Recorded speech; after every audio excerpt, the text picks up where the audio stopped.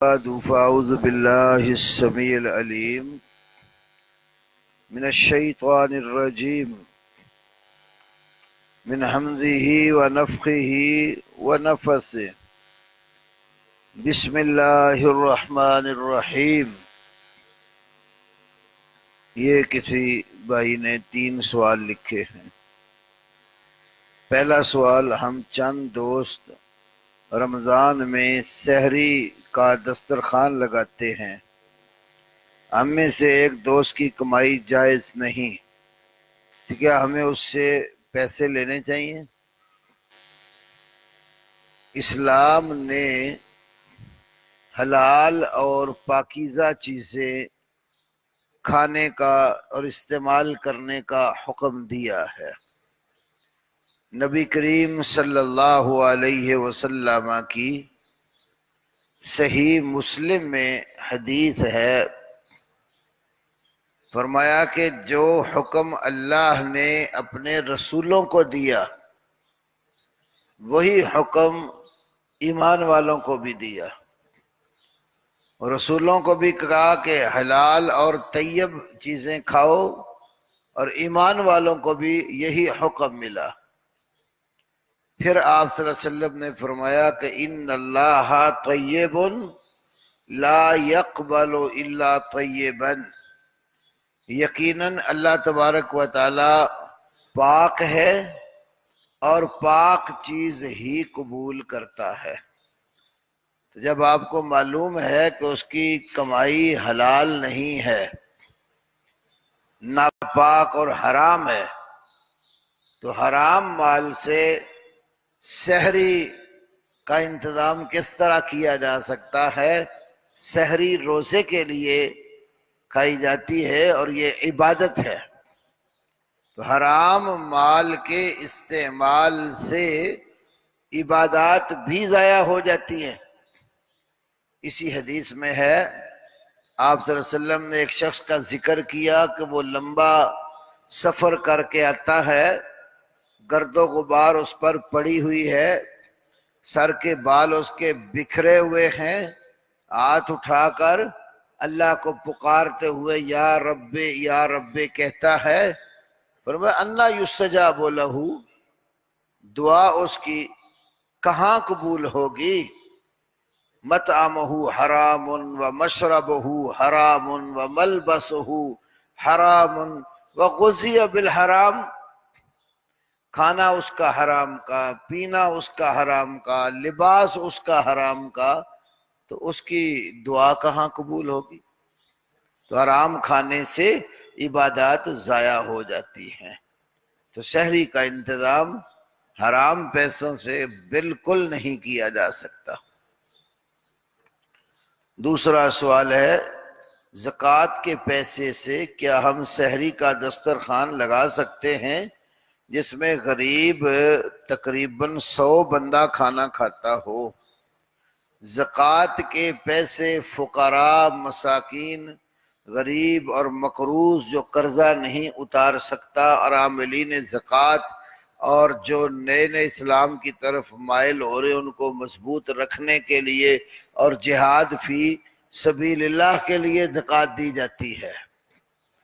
تو زکوٰۃ اگر واقعی ہی کچھ غریب لوگ ہیں اور وہ سحری کھا کر روزہ رکھنا چاہتے ہیں اور ان لوگوں کے پاس سحری کھانے کا انتظام نہیں ہے، تو آپ بجائے اس کے کہ دسترخوان لگائیں، آپ ان کو زکوٰۃ کی رقم دے دیں تاکہ وہ اپنی مرضی سے اس کو اپنی حاجت اور ضرورت کے اوپر تقسیم کریں اور سحری کھائیں، یا اپنی اس سے بھی بڑھ کر بسا اوقات ایک بندے کی ضرورت ہوتی ہے سحری تو وہ تھوڑی بہت کھا کے گزارا کر لیتا ہے، اور اس سے بڑی ضروریات بھی گھروں کی ہوتی ہیں۔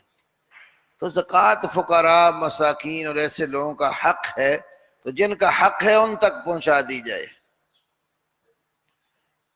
ایک بندے کی کمائی جائز نہیں تو ہم اس کے ساتھ مل کر قربانی کر سکتے ہیں؟ بھئی حرام مال کی قربانی، جیسے پہلے میں نے آپ کو سوال کا جواب دیا ہے، حرام مال کا حصہ قربانی میں نہیں ڈالنا چاہیے۔ قربانی عبادت ہے۔ قل ان صلاتی و نسکی وَمَحْيَايَ وَمَمَاتِي لِلَّهِ رَبِّ الْعَالَمِينَ، کہہ دیجئے یقیناً میری نماز، میری قربانی، میرا زندہ رہنا اور میرا مر جانا اللہ رب العالمین کے لیے ہے۔ تو قربانی بھی عبادت ہے۔ فَصَلِّ لِرَبِّكَ وَانْحَرْ، اپنے رب کے لیے نماز پڑھ اور قربانی کر۔ تو قربانی میں حرام کا حصہ قطعاً نہیں ہونا چاہیے، ہاں مل کر کرنی ہے تو حلال مال سے کریں۔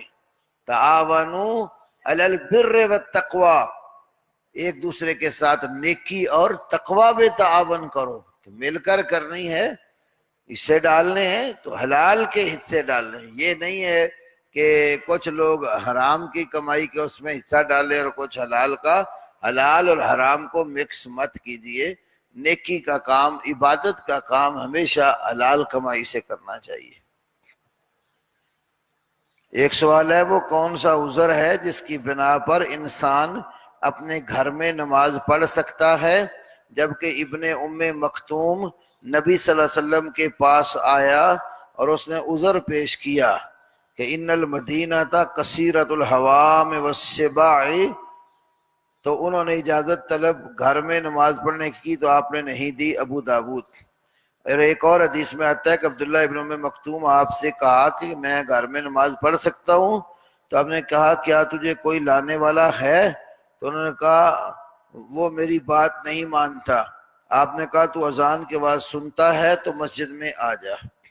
یہ بات تو بالکل صحیح اور درست ہے کہ جب بندے کو مسجد میں آنے کی ہمت ہو، خواہ وہ نبینا ہو، ضریر البصر ہو، بینائی کمزور ہو، وہ آ سکتا ہو مسجد، تو اذان سن کر اس کو جماعت کے ساتھ مسجد میں آ کر نماز پڑھنی چاہیے۔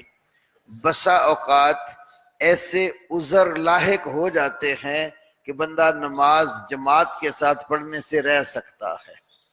اس کی پچھلے درس میں بھی میں نے آپ کو مثالیں دی تھی۔ مثال کے طور پر ایک شخص اتنا بیمار اور کمزور ہے کہ وہ سہارے کے ساتھ بھی نہیں آ سکتا، بستر پہ لیٹا ہوا ہے بیچارہ، یا ایسا کمزور ہے کہ وہ چل کر آ نہیں سکتا، لانے والا بھی کوئی نہیں ہے، یہ بھی اس کا عذر ہے، سہارا کوئی نہیں ہے۔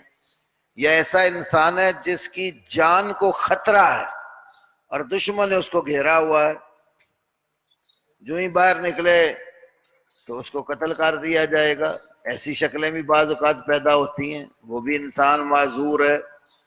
ایک انسان ہے سفر پہ تھا، واپس پہنچا ہے تو جو قریب مسجد ہے جہاں نماز پڑھنی جماعت ہو چکی ہے، وہ بھی گھر جا کر بھی نماز پڑھ سکتا ہے، مسجد میں بھی پڑھ سکتا ہے۔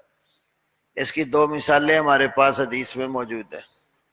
ایک تو صحیح بخاری میں ہے، حضرت انس بن مالک رضی اللہ تعالیٰ عنہ مسجد میں تشریف لائے، جماعت ہو چکی تھی، تو ان کے ساتھ کچھ ساتھی تھے، اذان بھی کہی اور اقامت کہہ کر جماعت کروا لی۔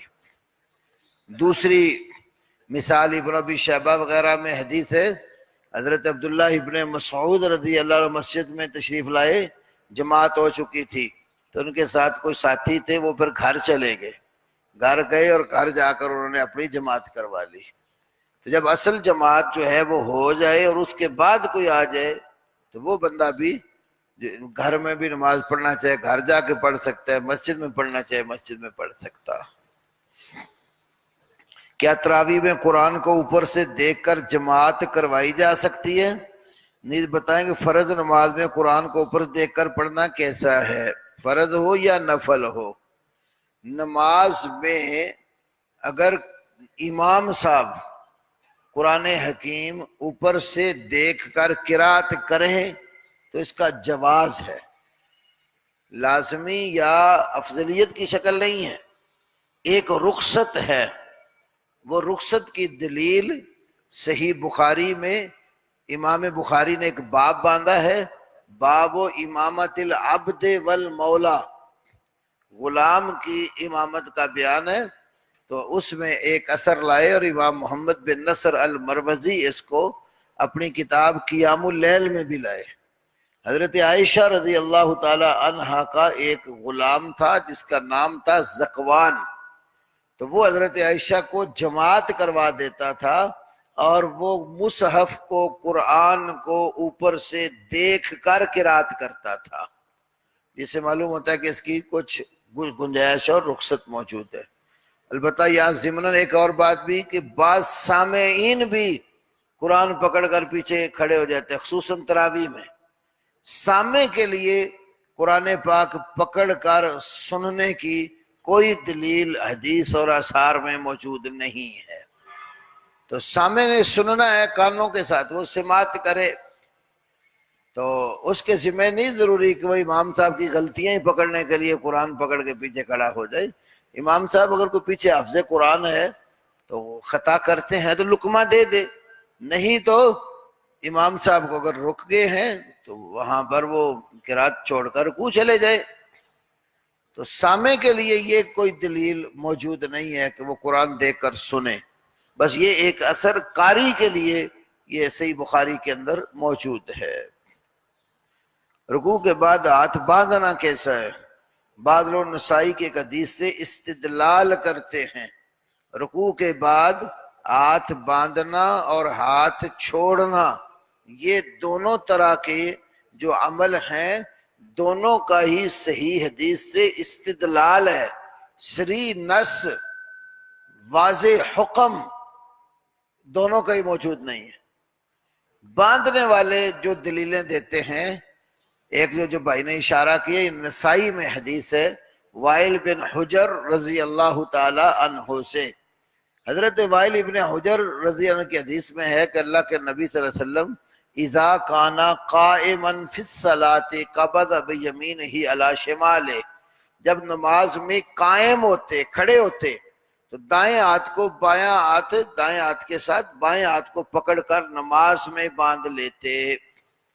تو وہ کہتے ہیں کہ یہ حدیث بتا رہی کہ جب نماز کے اندر بندہ قائم ہو، کھڑا ہو تو وہ ہاتھ باندھے گا، اور رکوع کے بعد جب اٹھ کر کھڑا ہوتا ہے تو وہ بھی قائم ہی ہوتا ہے۔ اس کے لیے پھر وہ بخاری کی ایک اور حدیث ساتھ ملاتے ہیں کہ بخاری شریف میں حدیث ہے کہ اللہ کے نبی صلی اللہ علیہ وسلم جب رکوع کے بعد اٹھتے تو ثم یقول سمع اللہ لمن حمدہ وہو قائم، آپ سمع اللہ لمن حمدہ کہتے اس حال میں کہ آپ نماز میں قائم ہوتے، لیکن رکوع کے بعد بھی جو اٹھ کے کھڑا ہو گیا تو اس کو بھی قائم کہا، اور حدیث نے بتایا کہ جب نماز میں قائم ہوتے تو دائیں کو بائیں پر باندھتے، جب رکوع کے بعد بھی قائم ہے تو ہاتھ باندھنے ہیں۔ ایک دلیل یہ ان کی۔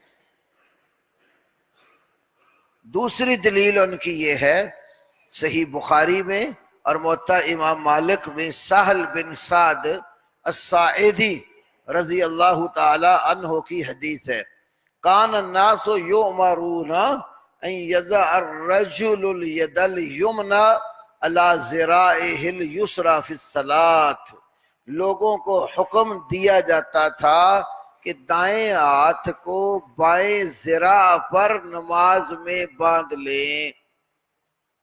ذراع، ذرا یذرا کو نے پیمائش کرنا، ذراع پیمائش کے آلے کو کہتے ہیں۔ یہ جو درمیان والی انگلی ہے اس سے لے کر یہ کونے کی جو نکر ہے یہاں تک یہ پورا ایک ذراع ہے۔ دائیں ہاتھ کو ذراع جو بایاں ہے اس پر نماز میں باندھنے کا حکم، کہتے اس حدیث نے پوری نماز میں ہاتھ باندھنے کا اس بات کر دیا۔ اب وہاں ہی ہاتھ چھوڑیں گے جہاں سے حدیث نے چھڑا لیے۔ پھر وہ کہتے ہیں کہ جب رکوع جاتے ہیں تو حدیث میں واضح ہے کہ دونوں ہاتھوں سے دونوں گھٹنوں کو پکڑ لیتے تھے، یہاں بھی گھٹنے پکڑے تو ہاتھ چھوٹ گئے۔ اسی طرح سجدے میں دونوں ہاتھ، دونوں گھٹنے، دونوں پاؤں کے سرے، پیشانی اور ناک زمین پر لگانے کا حکم ہے، اس صورت میں بھی ہاتھ چھوٹ گئے۔ تشہد میں نبی صلی اللہ علیہ وسلم سے دایاں ہاتھ دائیں گھٹنے یا دائیں ران پر، بایاں ہاتھ بائیں گھٹنے یا بائیں ران پر رکھنا ثابت ہے، تو حدیث نے صرف 3 مقام پر ہاتھ چھڑائے ہیں، رکوع، سجدہ اور تشہد۔ باقی جو نا حدیث اپنے اسی عمومی حالت پر ہے تو وہ رکوع کے بعد ہے یا پہلے ہے، وہاں حدیث نے ہاتھ چھڑائے نہیں، بندھوائے ہیں۔ یہ دو بڑی موٹی موٹی ان کی دلیلیں ہیں۔ اور جو ہاتھ چھوڑتے ہیں انہوں نے بھی ایک صحیح حدیث سے استدلال کیا۔ وہ جس شخص نے مسجد کے ایک سمجھو کونے میں آ کر نماز ادا کی، مسیء الصلاۃ والی حدیث، پھر اللہ کے نبی کے پاس آ گیا، السلام کیا، بیٹھا، فرمایا ارجع فصلی فإنک لم تصلی، لوٹ جا نماز ادا کر، تو نے نماز ادا نہیں کی۔ وہ گیا، جیسے پہلے اس نے جلد بازی میں نماز پڑھی اسی طرح پڑھ کے آ گیا، پھر فرمایا ارجع فصلی فإنک لم تصلی۔ تیسری مرتبہ جب اس کو حکم دیا، کہنے لگا پھر آپ مجھے سکھائی۔ آپ نے جب اس کو نماز سکھائی، اس کی نماز میں اطمینان، سکون اور اعتدال نہیں تھا، تو اس کو وہ بتایا۔ جب رکوع کے بعد اٹھنے کی بات ذکر ہوئی تو فرمایا کہ اٹھ کر اس طرح سیدھا کھڑا ہو جا حتیٰ ترجع العظام الی مفاصلہا، یہاں تک کہ ہڈیاں اپنے جوڑوں کی طرف واپس لوٹ آئے۔ تو کہتے ہیں عام طور پر جوڑ تو انسان کے ہاتھ کھلے ہی ہوتے ہیں، بندے تو نہیں ہوتے، تو یہ اس حدیث سے استدلال کرتے ہیں۔ دوسرا استدلال ان کا امام حسن بصری رحمہ اللہ کا اثر ہے۔ وہ صحابہ کے بارے میں مجموعی طور پر بیان کرتے ہیں کہ نماز کے اندر صحابہ کرام نماز شروع کرتے وقت، رکوع جاتے وقت اور رکوع سے اٹھتے وقت رفع الیدین اس طریقے سے کرتے تھے کأنہا مراوح، کأنہا مراوح، مروحۃ کی جمع ہے مراوح، مروحہ پنکھے کو کہتے ہیں۔ لیکن پنکھا جب جھولتے ہیں تو اس کے پر ہلتے رہتے ہیں نا، ہلے گا تو وہ مراوح بنے گا نا، ہوا تبھی دے گا جب پنکھا، یہ بھی الیکٹرانک بھی چلتا ہے، جب وہ چکر لگاتا ہلتا ہے تو ہوا آتی۔ پرانے زمانے میں کپڑے کے پنکھے بنا کے لگائے ہوتے تھے، وہ رسی باندھی تھی، کھینچتے تھے، کپڑا ہلتا تھا تو ہوا آتی تھی۔ تو کہتے جب رکوع جا رہے ہیں، رکوع سے اٹھ رہے ہیں، تو وہ ہاتھ چھوڑیں گے، ہاتھ ہلیں گے تو مراوے کی شکل بنے گی، اگر اسی طرح باندھ لیں سامت ہو جائے تو پھر مراوے کی شکل تو نہیں بنتی۔ تو وہ جمیع صحابہ کی نماز بیان کر رہے کہ اصحاب رسول جو تھے وہ ایسے رفع یدین کرتے تھے کہ انہا مراوے ہو، تو ایک یہ استدلال کرتے ہیں۔ امام احمد ابن حنبل رحمت اللہ علیہ کے بیٹے صالح نے اپنے باپ سے پوچھا کہ رکوع کے بعد ہاتھ باندھ لیں یا چھوڑ دیں؟ یہ مسائل احمد بے روایت ابن ہی الصالح اس کے اندر اثر ہے، تو انہوں نے کہا انشاء ارسل انشاء وضع، چاہے تو چھوڑ دیں چاہے تو باندھ لیں۔ ایک حدیث میں آتا ہے جب آپ نے فرمایا کہ کوئی میرا امتی مجھ پر درود پڑھتا ہے تو میری روح لٹائی جاتی ہے، جبکہ ہزاروں لوگ آپ پر روزانہ درود پڑھتے ہیں پھر وہ بار بار آپ پر لٹائی جاتی ہے۔ بات یہ ہے کہ جب یہ بتا دیا کوئی درود مجھ پر پڑھے گا تو میری روح لوٹا دی جائے گی، اتنی بات حدیث میں، اور اس پر ہمارا ایمان ہے۔ اب وہ کیسے لوٹائی جاتی ہے، رد روح کیسے ہوتا ہے، اس کی کیفیت نبی کریم صلی اللہ علیہ وسلم نے بھی پیش نہیں کی، اللہ نے بھی کہیں ذکر نہیں کی، تو لہذا وہ ہم یہی سمجھیں گے کہ رد روح ہوتا ہے۔ اب کیسے ہوتا ہے روح کا پلٹنا لوٹنا، وہ ذکر نہیں ہوا۔ تو قبر کے معاملات ہیں، برزخ کے معاملات ہیں، وہ دنیا کے معاملات ہیں ہی نہیں، تو وہ اللہ ہی بہتر جانتا ہے کیسے ہوتا ہے۔ اس لیے کہ ترمذی شریف کی حدیث حضرت عثمان ابن عفان رضی اللہ تعالی عنہ سے، حضرت عثمان کہتے ہیں کہ نبی صلی اللہ علیہ وسلم نے فرمایا، کیونکہ حضرت عثمان جب قبر کے پاس بیٹھ جاتے تھے نا تو بہت روتے تھے، ان سے کہا گیا کہ آپ جتنا قبر کے پاس بیٹھ کر روتے ہیں اتنا کہیں اور نہیں روتے؟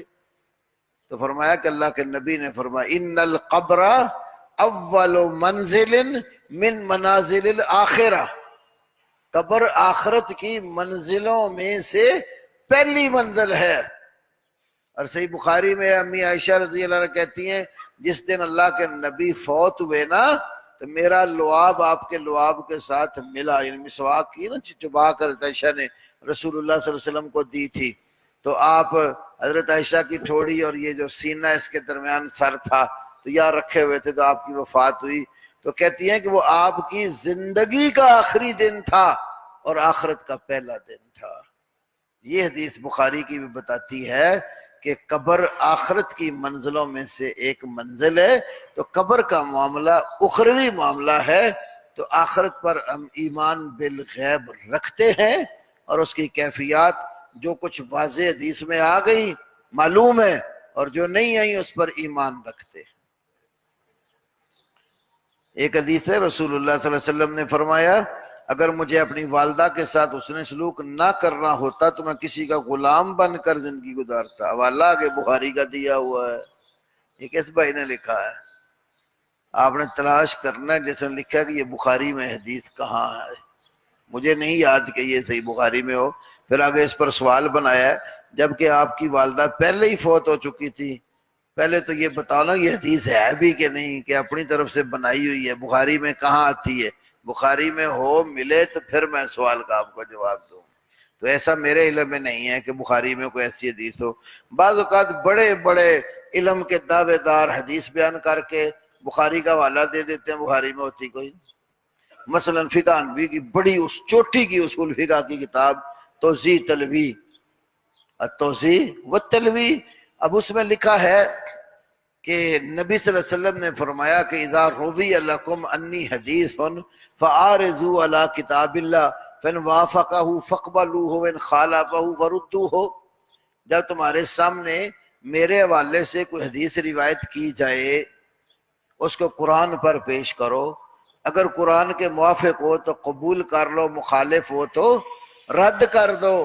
تو آگے اس نے کہا اس کو بخاری نے روایت کی ہے، حالانکہ بخاری میں تو اس کا نام و نشان نہیں، بلکہ امام یحییٰ بن معین علیہ رحمہ نے فرمایا کہ یہ زندیق لوگوں کی وضع کرتا ہے۔ یہ اصول کافی جو شیعہ کیا اس کے اندر روایت۔ کچھ لوگ اپنے آپ کو محمد صلی اللہ علیہ وسلم کے عاشق کہلاتے ہیں، سنا ہے علماء سے کہ عشق لفظ ٹھیک نہیں ہے، عشق کا لفظ قرآن اور سنت میں کہیں وارد نہیں ہوا محبت کے معنوں میں۔ ہاں ایک تو ایک جھوٹی روایت ہے موضوع اور من گھڑت، اس میں یہ لفظ آیا۔ امام ابن الجوزی نے کتاب الموضوعات میں بیان کی ہے، من عشق وقتم فعفا ومات فہو شہید، جس بندے نے عشق کیا، اس کو چھپا کے رکھا اور پاک دامن رہا پھر مر گیا تو وہ شہید ہے۔ اسے ہی آپ نے سنا ہوگا لوگ شہید لیلا کہتے ہیں۔ یہ جعلی اور جھوٹی روایت کے اندر یہ ایک لفظ آیا۔ ہاں ایک صحیح روایت میں بھی یہ لفظ ہے لیکن غلط معنوں میں آیا۔ امام نسائی رحمہ اللہ نے السنن الکبریٰ کے اندر ایک روایت بیان کی ہے، ایک صحابی نے اللہ کے نبی کے پاس آ کر اپنی غلطی بیان کی، مجھ سے یہ غلطی ہو گئی ہے اس سے مجھے پاک کیا جائے۔ وہ غلطی کیا تھی؟ وہ کہنے گے عاشق تو امرأتن، میں ایک عورت پر عاشق ہو گیا تو یہ مجھ سے غلطی ہوئی ہے تو اس کی معافی اور اس کا ازالہ کیسے ہوگا؟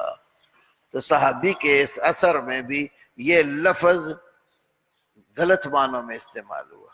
اللہ کے پیغمبر کی ہستی اتنی اونچی اور بلند و بالا ہے کہ پیغمبر کے لیے جب الفاظ استعمال کیے جائیں تو بڑے محتاط الفاظ استعمال کیے جائیں، ایسا لفظ کبھی استعمال نہ کیا جائے جو صحیح معنی بھی رکھتا ہو اور غلط معنی بھی رکھتا ہو۔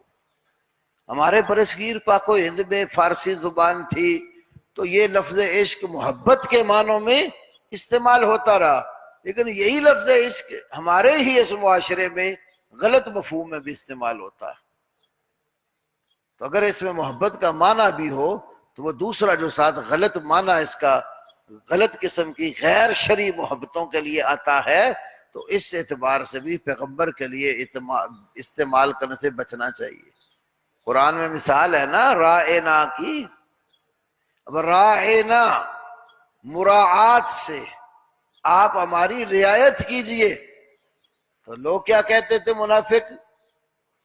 عین کی زیر اور کسرے کو کھینچ کر پڑھتے، راعینا، راعینا کو راعینا، زیر کھینچنے سے یا پیدا ہوتی ہے رائی، تو رائی کا معنی چرواہا، وہ حقارت سے آپ کے بارے میں کہتا راعینا، یہ تو ہماری بکریاں چرانے والا ہے، غلط معنی نکل آیا نا، پیغمبر کی اہانت تھی۔ اللہ نے کہا لا تقولوا رائنا، رائنا کا لفظ نہ کہو، ولیکن قولوا انظرنا، انظرنا کہو، ہمیں ہماری طرف دیکھیے، ہماری طرف نظر کیجئے۔ تو جب دوسرے مفہوم کی صورت نکلی تو اللہ تعالیٰ نے وہ لفظ ہی پیغمبر کے لیے استعمال کرنے سے منع کر دیا۔ بس اور نہ لکھیں، باقی کالے چلیے میں دے لوں جواب، تھوڑا سا کام چیک کرنا ہے۔ قوالی کی شرعی حیثیت کیا ہے؟ دلیل سے واضح کریں۔ قوالی تو نہ قرآن میں ہے، نہ سنت میں ہے، نہ آثار صحابہ میں ہے، یہ بعض صوفیاء کی بنائی ہوئی چیزیں ہیں۔ مولانا احمد رضا خان بریلوی سے قوالی کے متعلق پوچھا گیا، ان کی کتاب جو احکام شریعت ہے اس میں ذکر ہوا ہے کہ عرس اور مزارات پر قوالی ہوتی ہے، اور قوال ڈھول باجے گاجے سرنگیاں بجاتے ہیں، اور بڑے اہتمام سے قوالی کی جاتی ہے اور سنی جاتی ہے۔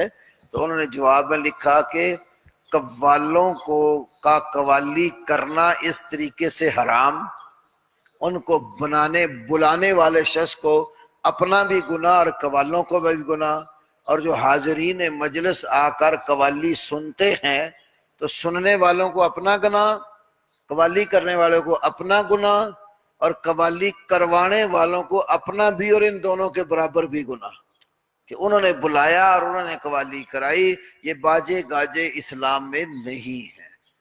سورہ لقمان کے ابتدائی آیات میں اللہ رب العالمین نے ذکر کیا وَمِنَ النَّاسِ مَن يَشْتَرِي مَن لَهْوَ الْحَدِيثِ لِيُضِلَّ عَن سَبِيلِ اللَّهِ، انسانوں میں کچھ ایسے انسان ہیں جو لہو الحدیث خرید لیتے ہیں تاکہ اللہ کی راہ سے لوگوں کو دور کیا جائے۔ سیدنا عبداللہ ابن مسعود رضی اللہ عنہ 3 بار اللہ کی قسم کھا کر فرماتے تھے کہ لہو الحدیث سے مراد گانے بجانے کی آلات ہیں۔ یہ امام طبری نے اپنی تفسیر میں بیان کیا، اور ایک کتاب ہے مستقل اس پر، احادیث الغناء فی المیزان، احادیث الغناء فی المیزان، یہ گانے بجانے کی جس قدر بھی روایتیں ہیں تفصیلی بحث کی کہ ان میں کوئی بھی درست نہیں ہے۔ حلولیہ وحدت الوجود والے کہتے ہیں کہ موسیٰ علیہ السلام کو درخت کے پاس سے آواز آئی، اس سے معلوم ہے کہ اللہ حلول کرتا، پاس سے آواز آنے سے یہ کیسے نکلا کہ اس کے اندر اللہ ہے؟ وہ ایک جہت اور سمت تو تھی، لیکن خود اس میں آگے واضح کہ اللہ نے آواز دی ہے، کہا، کیونکہ جب اللہ نے کہا کہ اَنَا اخْتَرْتُكَ فَاسْتَمِعْ لِمَا يُوحَىٰ، میں نے تجھے چن لیا ہے، کیا درخت نے کہا تھا کہ میں نے تجھے چن لیا اور تو میرا نبی ہے اور جو میں بول رہا وہ تو سن؟ تو اللہ تعالیٰ نے آواز دی، اللہ نے کہا میں نے تجھے چن لیا، میں اللہ ہوں، میرے سوا کوئی الہ نہیں ہے، تو اللہ کسی چیز کے اندر اترتا نہیں ہے، نہ حلول کرتا ہے، یہ غلط استدلال ہے۔ مناطقہ کہتے ہیں کہ وجود کی 2 قسمیں، حادث قدیم اور حادث جدید۔ قرآن کو حادث قدیم پر معمول کرتے ہیں۔ حادث اس معنوں میں کہ وہ لوگوں کے لیے نیا حکم ہے، اللہ کی صفت کے اعتبار سے حادث نہیں ہے۔ حادث وہ ہے نا، ایک جگہ قرآن میں آتا ہے ذکر محدث، من ذکر محدث، نیا ذکر اللہ کی طرف سے جو آتا ہے تو وہ لوگوں کے لیے نیا حکم ہوتا ہے، تو بے اعتبار الناس وہ حادث اور محدث ہے، بے اعتبار اللہ وہ محدث نہیں ہے، اس لیے کوئی اشکال پیدا نہیں ہوتا۔ عرض ہے کہ جب جہاد فرض عین ہے یا فرض کفایہ ہے؟ جہاد فرض عین صرف 3 صورتوں میں ہوتا ہے۔ نمبر 1، مسلمانوں کی بستی کے اوپر کفار حملہ آور ہو جائیں، تو جس بستی پر کافر حملہ آور ہوئے اس بستی والوں پر فرض عین ہے کافر سے لڑیں اور اس کو وہاں سے نکال لیں۔ اگر وہ بھی بستی والے کمزوری کی وجہ سے نہیں لڑتے یا سستی اور کاہلی کی وجہ سے نہیں لڑتے، پھر جو ان کے قریب مسلمان بستے ہیں ان پر فرض عین ہو جاتا ہے اس کو وہاں سے نکالیں اور لڑائی کریں۔ دوسری صورت، جو شخص میدان جنگ میں موجود ہے کافروں سے لڑ رہا ہے اس کے لیے پیٹ پھیر کر بھاگ جانا گناہ کبیرہ ہے اور اس پر فرض عین ہے، سوائے پینترا بدلنے کے یا کمک لے کر پھر دوبارہ جانے کے اس کے لیے واپس پلٹنا حرام ہے۔ تیسری صورت، مسلمانوں کا حاکم اور امیر سلطان وہ کسی شخص کو حکم دے دے تو نے جانا ہے تو اس کے لیے جانا فرض عین ہے، باقی تمام صورتوں میں فرض کفایہ ہے۔ یہ بعض تفسیر جامع البیان جو عام طور ہمارے مدارس میں پڑھائی جاتی ہے، اس کا حاشیہ مولانا عبداللہ غزنوی رحمہ اللہ نے لکھا، تو اس میں مولانا عبداللہ غزنوی نے بھی ذکر کیا، امام بغوی نے تفسیر معالم التنزیل المعروف بتفسیر البغوی اس میں بھی ذکر کیا، امام مقدسی امام ابن قدامہ نے المغنی کے اندر بھی ذکر کیا، امام نووی نے المجموع شرح مہذب میں ذکر کیا، اور انفی العباب میں سے علامہ کاسانی نے بدائع الصنائع میں اس کا تذکرہ کیا ہے۔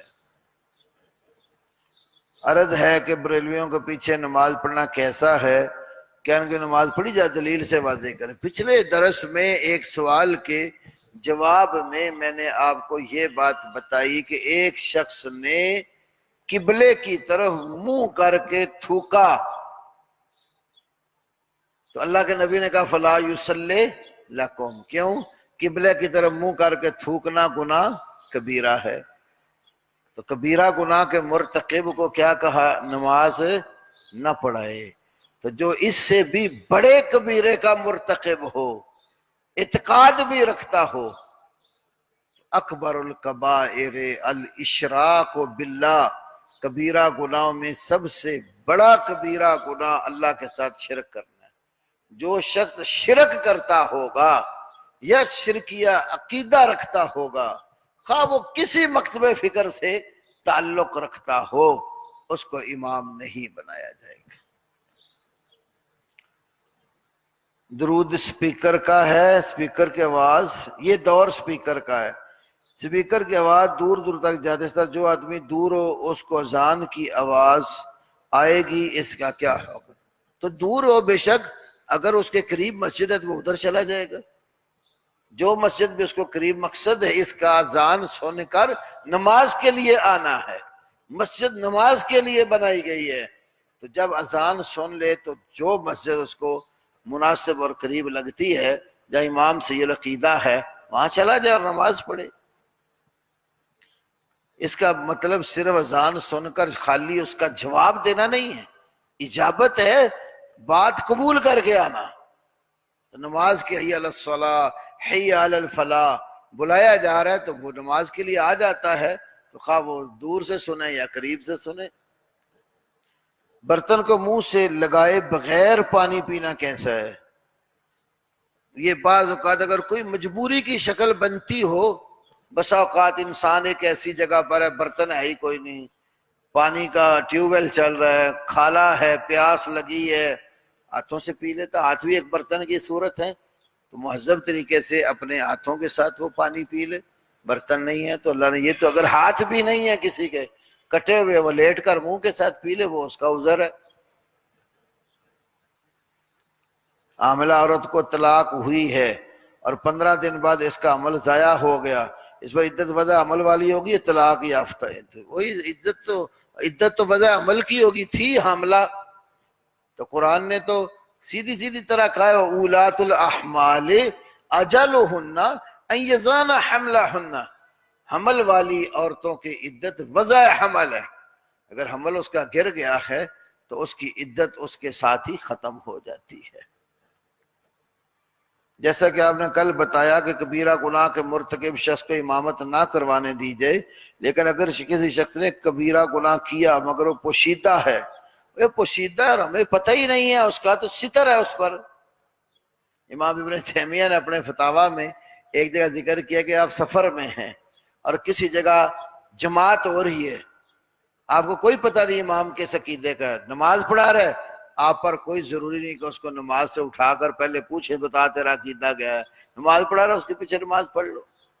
تو جس پر ستر اور پردہ ہے تو اس پردے کو کھولنے کی ہمیں کوئی تکلیف نہیں دی گئی، تو اس لیے توبہ کھول کے کر لیتا ہے، پھر تو التائب من الذنب کمن لا ذنب لہ، جس نے توبہ کر لی گناہ سے ویسے جس نے گناہ کیے ہی نہیں، تو وہ تو بالکل امام بن سکتا ہے۔ اور جس کا ہمیں پتہ ہی نہیں ہے، ہم تو ظاہر کے مکلف ہیں۔ امرت ان اقاتل الناس حتی یشہدوا ان لا الہ الا اللہ ویقیموا الصلاۃ ویؤتوا الزکاۃ ومن قالها فقد عصم منی دماءهم واموالهم الا بحق الاسلام وحسابهم علی اللہ۔ لوگوں کے اندرونی معاملات اللہ کے سپرد ہے، اس کا ہمارے ساتھ کوئی لنک نہیں ہے، وہ اس کا اور اس کے رب کا مسئلہ ہے۔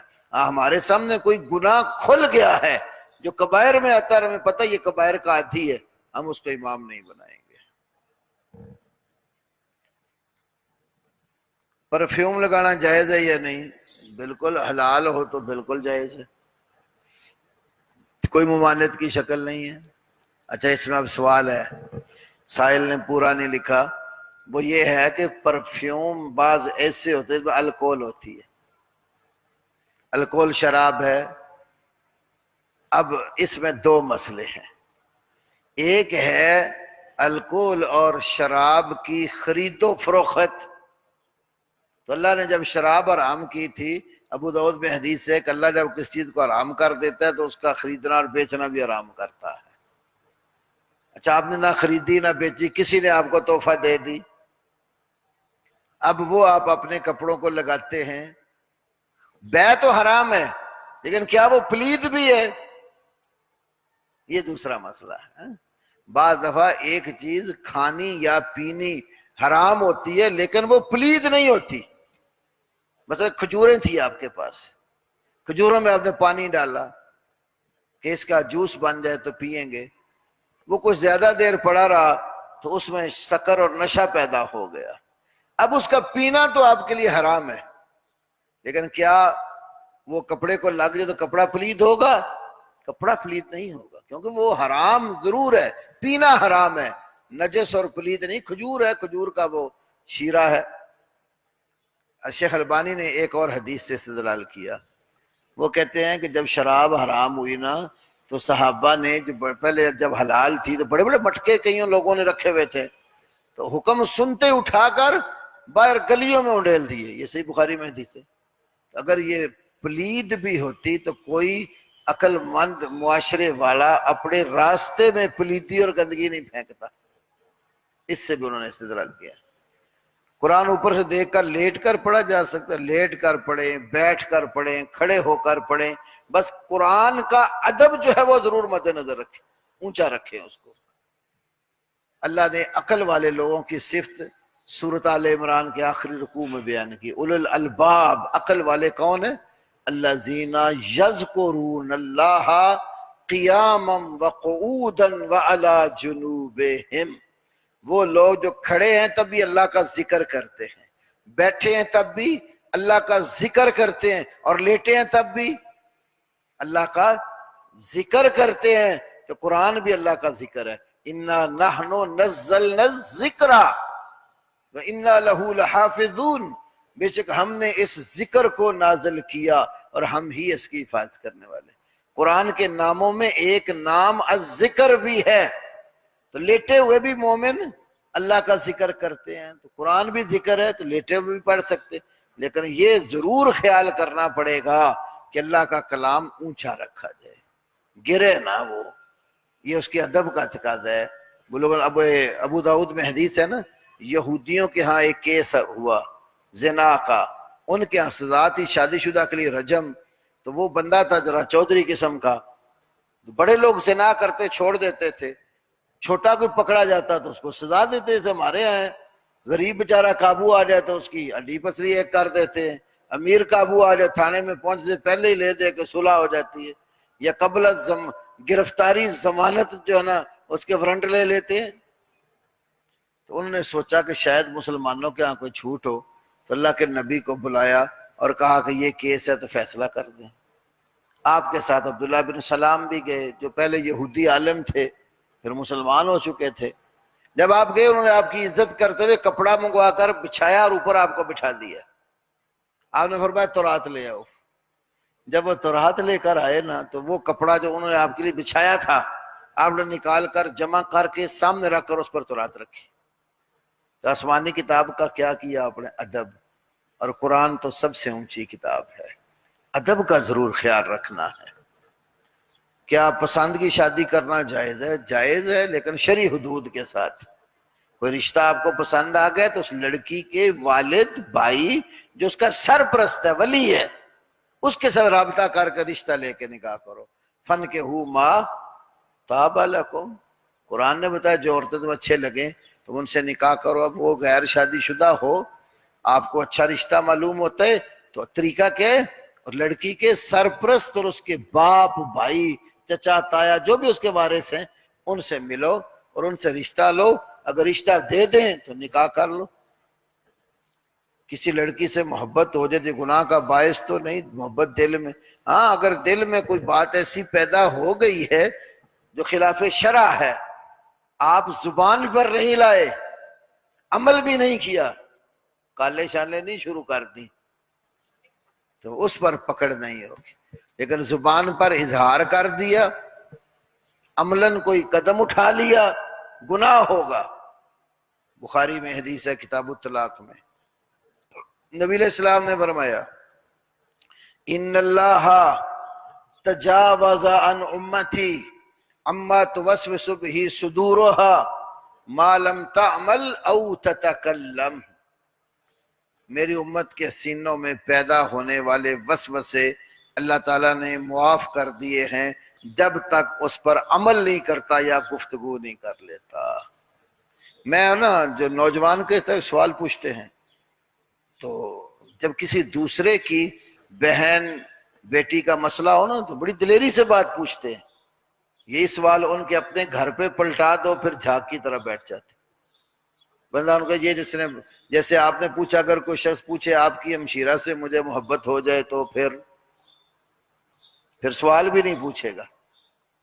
ہمیشہ یاد رکھو قوم کی بیٹیاں بہنیں اپنی بیٹیاں اور بہنیں ہیں، ان کو وہی مقام دو جو شریعت دیتی ہے، قطعاً کسی کے بارے میں غلط مت سوچو، ورنہ آپ کے گھر میں بھی خاتون تو ہے نا، ماں بھی ہے، بیوی بھی بسا اوقات ہے، بیٹی بھی ہوتی ہے، بہنیں بھی ہوتی ہیں، پھوپھیاں بھی ہوتی ہیں، خالائیں بھی ہوتی ہیں، کس گھر میں عورت نہیں ہے؟ ہر عورت کو اسلام کی نگاہ سے دیکھو، تقدس اور پاکیزگی سامنے رکھو تو پھر یہ سوال ہی پیدا نہیں ہوتے۔ جب ایک بندہ اور ایک عورت ہو یہ دونوں جماعت کروا سکتے ہیں، ہاں میاں بیوی ہوں، یہ نہیں ہے بندہ کوئی اور عورت کوئی اور، میاں بیوی ہوں جماعت کروا سکتے ہیں۔ شیخ البانی نے شادی کے مسائل پر ایک کتاب لکھی ہے آداب الزفاف، کچھ صحابہ کے آثار لائے۔ عبداللہ ابن مسعود رضی اللہ عنہ کو معلوم ہوا ایک شخص کی شادی ہے تو انہوں نے نصیحت جو کی کہ جب شادی ہو جائے اور پہلی رات اپنی گھر والی کے پاس جاؤ، خود آگے کھڑے ہو جاؤ اور اس کو پیچھے کھڑا کرو اور 2 رکعت نماز ادا کرو۔ جب جماعت معلوم ہوا کرا سکتے ہیں اپنی بیوی کو، کسی کی بیوی کو نہیں۔ ہاں اگر امام صاحب آگے کھڑے ہیں، جب پردے کا نظام ہے، کئی مسلمان عورتیں نماز پڑھ رہی ہیں تو پھر محرم ہو غیر محرم پھر یہ مسئلہ نہیں ہوتا۔ خلوت اور تنہائی غیر محرم عورت سے منع ہے۔ لا یخلون رجل بامرأۃ الا وکان ثالثہما الشیطان، تو یہ حدیث بتاتی ہے خلوت نہیں ہے، اجنبی عورت کے ساتھ خلوت منع ہے۔ سبحانک اللہم وبحمدک اشہد ان لا الہ الا انت استغفرک واتوب الیک۔